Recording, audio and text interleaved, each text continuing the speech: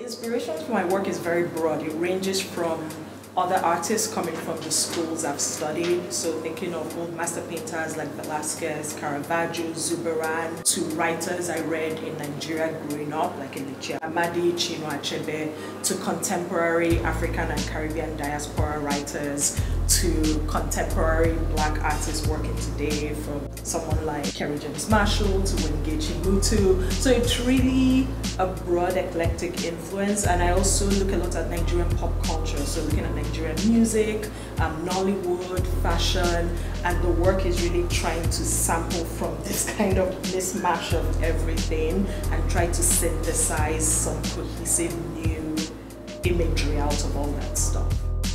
With the intimate part of the work, I think I was a little bit nervous about it early on in the practice, and I've just learned to not even think about it and not let it bother me.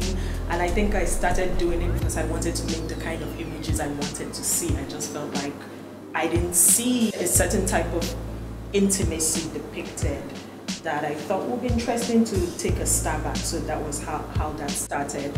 And I think the intimacy is also a strategy I use to draw people in, because the work is political in a very subtle, quiet way, and kind of hinges on being able to get people to buy into it. I need people to commit to looking at it, to giving it enough time to actually take the visual journey that I set out in the composition. And so for them to give it enough time, I need to grab them first. And so making this work that really feels personal, like truly am opening my life to you, almost making you feel like you have an open window in my house and you're able to glimpse into someone just going about living her life. That connection of the banality of life that everybody understands on a visceral level becomes the hook before I start playing out all the other themes in the work. And I think that's the function that intimacy serves. If you think of the spaces where I intend for the works to be shown, to live, to exist, these are spaces that historically marginalized people that looked like me, people of color, people of African descent, people from Nigeria. These were places where stories were not told. So to make works that center that story and put it in that space is important to me. And I truly believe that quote, that representation is almost how you stake your existence. The art scene has been in Nigeria for a long time. I think we'll have to be careful to make sure it's clear that this is not a new thing.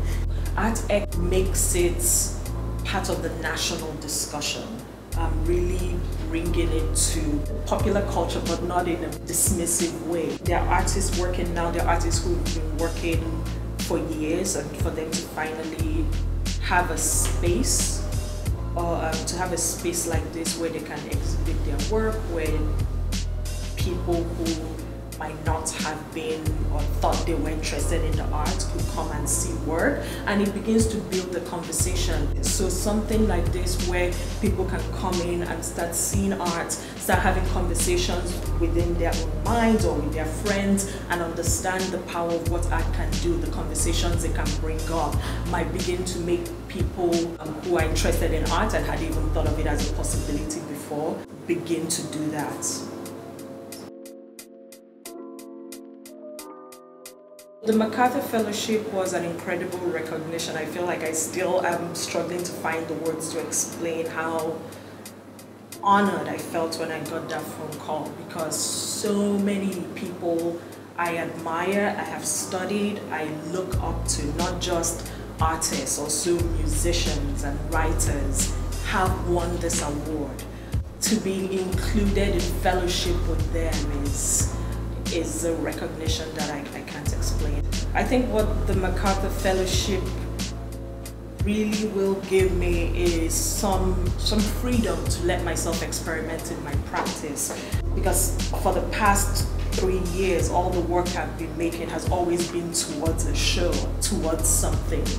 So now with the financial flexibility the prize gives me, it would be nice to be able to have some months or even a year or more where I go to the studio and I work, but it's work that isn't for anything. It's work that doesn't have to be sold. It doesn't even need to be successful. So I think what it gives me is the freedom to fail.